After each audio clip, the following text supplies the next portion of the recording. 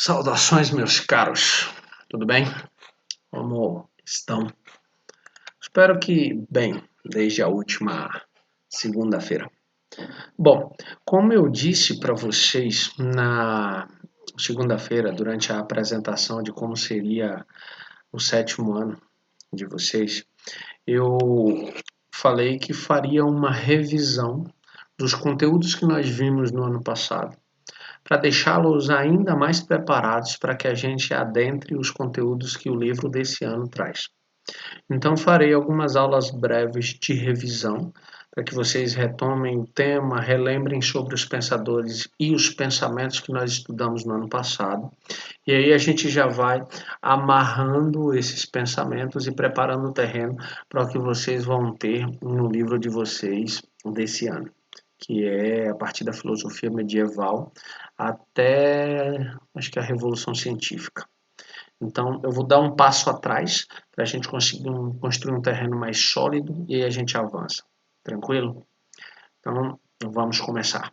Bom, eu gostaria de começar convidando para uma reflexão anterior aos primeiros filósofos. Eu gostaria de começar relembrando para vocês o conceito de mito.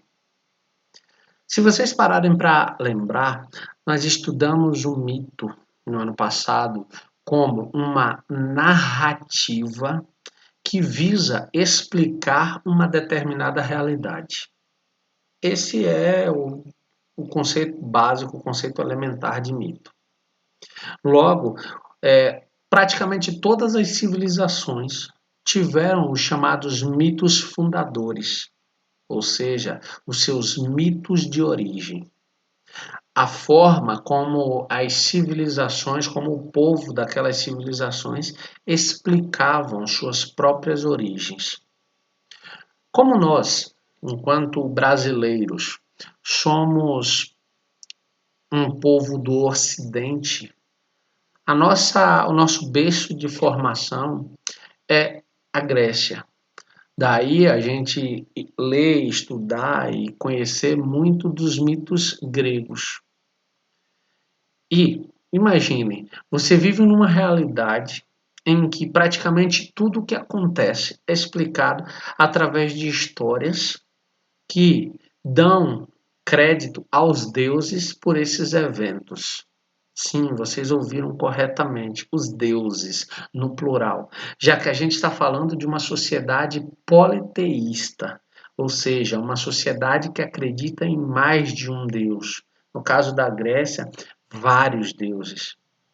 Então, relembrando que os gregos acreditavam que se você foi infectado com uma determinada doença, que aquilo eram uns deuses punindo você ou uma determinada população por alguma coisa que fizeram. Se sua casa pegasse fogo, se seu navio afundasse, se seu comércio fracassasse, eles atribuíam todas essas tragédias pessoais a intervenções divinas, por vingança, por inveja, por qualquer coisa, mas os deuses interferiam na vida dos seres humanos. E aí o que é interessante é que quando a gente pensa nisso, nos parece um absurdo, olhando daqui do nosso lugar histórico hoje. Mas imagina o seguinte, para aqueles sujeitos que viveram há 2.700, 2.800 anos atrás, isso era extremamente normal. Existe um livro chamado Mito e Realidade, de um estudioso de muito tempo sobre os mitos, chamado Mircea Eliade. Mircea Eliade, nesse livro, nos conta que homens e mulheres, velhos e crianças, que narravam os mitos naquele tempo, elas acreditavam verdadeiramente no que estavam dizendo. Que não contavam um mito como quem conta uma história fantasiosa, não. Ó, participação especial dos cachorros, então desculpa. Eles não narravam como quem conta uma história ilusória, não, eles acreditavam verdadeiramente, faziam oferendas para esses deuses. Hoje nós somos monoteístas, acreditamos em um único Deus. Mas, ainda assim, muitos desses traços culturais permanecem. É só vocês lembrarem que a gente ainda dá o crédito das chuvas a São Pedro. Existem pessoas que ainda agradecem a São Pedro quando chove. Por mais que a ciência tenha avançado e provado a chuva como um fenômeno meteorológico. Travou a língua. As pessoas ainda dão créditos a Santo Antônio quando se casam, sejam homens ou mulheres. Elas ainda fazem promessa para Santo Antônio para conseguirem um marido ou uma esposa. Percebam, nós estamos em pleno século XXI. A ciência já avançou imensamente, mas a gente culturalmente ainda continua agradecendo às manifestações divinas. Quem nunca, diante de um momento de dificuldade, rezou e pediu uma intervenção de Deus? Quem nunca, quando estava angustiado, não rezou e desejou que Deus tocasse nosso coração e nos acalmasse? Da mesma forma que hoje nós temos a fé baseada nas religiões, aquelas pessoas tinham crenças em figuras fantásticas, em figuras mitológicas. A ciência não provou a existência de Deus. Então, ou você acredita porque tem fé, ou você não acredita. Em qualquer uma das situações, é uma escolha sua. Mas você entende como o mito é importante na construção e entendimento daquela realidade? Mas só que o grande barato dessa lógica é que houve um momento em que alguns homens começaram a não aceitar apenas a explicação mitológica. Começaram a não aceitar que essas explicações resolvessem todos os problemas, todas as questões. E eles começaram a fazer perguntas, começaram a provocar outras reflexões. E um sujeito chamado Tales, da cidade de Mileto, perguntou: de que tudo é feito? E olha que coisa interessante, porque apesar de ser uma pergunta simples, de que tudo é feito, isso muda tudo. Porque ao perguntar de que tudo é feito, Tales, de certa forma, disse que não acreditava nos deuses. Porque se ele estava perguntando de que tudo era feito, ele não acreditava que tínhamos sido feitos pelos deuses. Então ele começa a investigar, ele começa a pensar e constrói uma teoria de que tudo se origina da água, de que o elemento primordial, ou seja, o elemento primeiro que nos forma e que forma tudo o que existe, seria a água, já que para ele praticamente tudo que existe contém água. O que é interessante é que quando você olha para essa situação, você deve estar pensando, como eu disse em outros momentos, essa nos parece uma teoria ingênua. A gente pode achar ingênua hoje, mas olha onde nós estamos.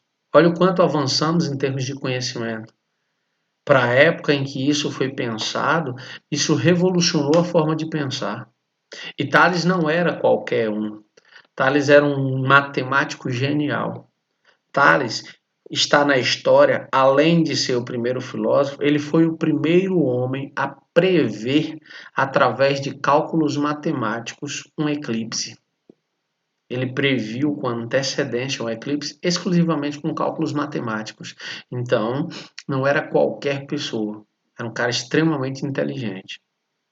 Depois de Tales, também da cidade de Mileto, um sujeito chamado Anaximandro formulou uma teoria discordando de Tales.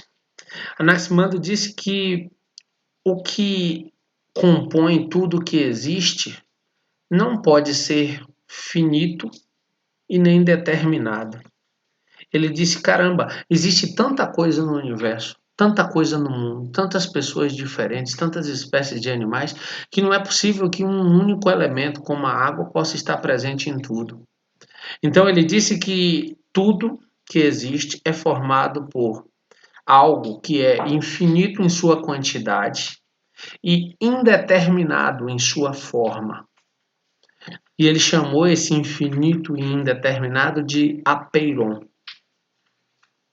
Então, para Anaximandro, tudo que existe é formado por apeiron. Mas um outro cara também da cidade de Mileto, a cidade de Mileto tinha uma efervescência cultural muito grande. Um outro cara também da cidade de Mileto disse que, bom, Anaximandro está certo em dizer que o que compõe tudo que existe é infinito. Sim, ele está correto, é infinito. Mas ele se equivocou apenas com relação a ser indeterminado. Porque para Anaxímenes de Mileto, o que compõe tudo é infinito, mas pode ser determinado. E por que poderia ser determinado? Porque para Anaxímenes, tudo o que existe tem ar. Você até pode ficar um dia sem beber água, mas você não fica alguns minutos sem respirar. O oxigênio, a respiração, é fundamental para tudo que existe.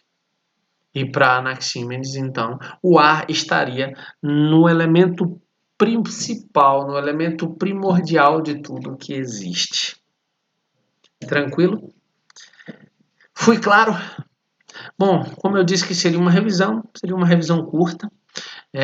Para a próxima aula, eu relembro para vocês o pensamento de Pitágoras, de Samos, Heráclito, de Éfeso, Parmênides, Zenão e também os filósofos pluralistas, porque aí na próxima aula a gente amarra a revisão completa de todos os pré-socráticos e aí depois seguiremos apenas para os clássicos. Sócrates, Platão e Aristóteles, porque vocês vão relembrar e vão aprofundar alguns outros conhecimentos sobre esses pensadores, porque eles serão fundamentais para que vocês de fato agora abracem o livro desse ano, porque a teoria de Santo Agostinho e a teoria de Santo Tomás de Aquino só existe e foi possível por conta do pensamento de Platão e de Aristóteles. No mais, eu desejo a vocês um excelente final de semana, um domingo perfeito. E a gente se vê então na segunda à tarde com a outra aula de revisão. Valeu, forte abraço e eu fico por aqui. Tchau, tchau, galera!